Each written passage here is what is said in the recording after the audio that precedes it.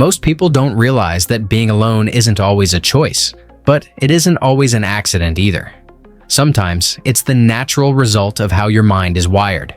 And psychology has identified specific patterns in people who end up without close friendships, not because they're unlikable, but because their psychological structure makes genuine connection almost impossible to sustain. This isn't about introversion.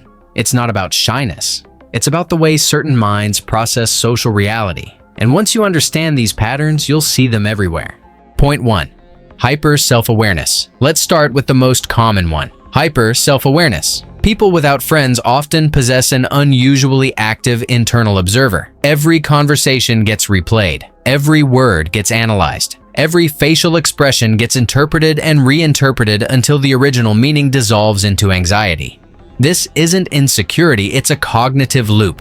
Your brain monitors itself in real time, constantly asking, how did I come across? What did they think? Did I say the wrong thing? And while you're busy analyzing, you're not actually present. You're performing surveillance on yourself. Others sense this. They feel the emotional distance. They mistake your internal observation for coldness, when really you're just trapped in your own head. Point 2.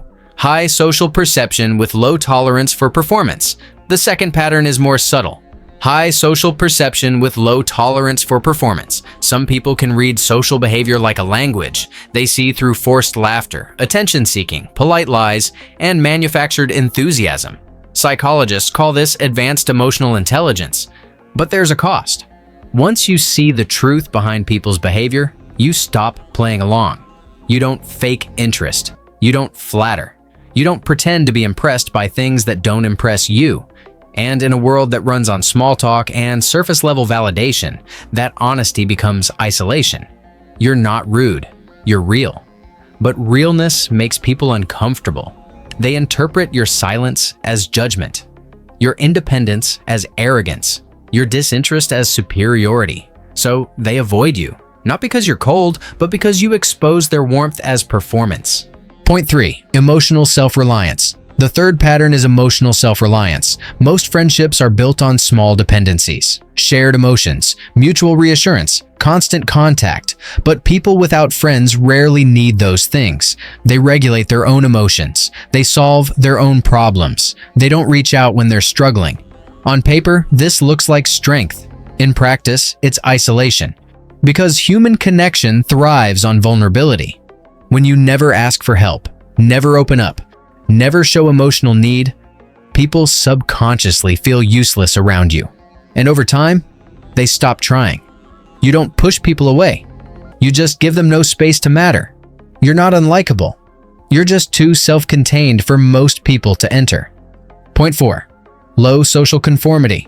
Then there's the fourth pattern, low social conformity. People who struggle to maintain friendships often think independently.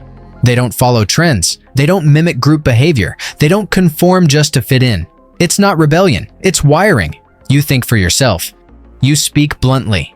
You question social rules that everyone else accepts without thinking. That earns quiet respect, but not closeness. Because people bond over sameness, not difference. When everyone laughs, you're analyzing the joke. When everyone agrees, you're asking why.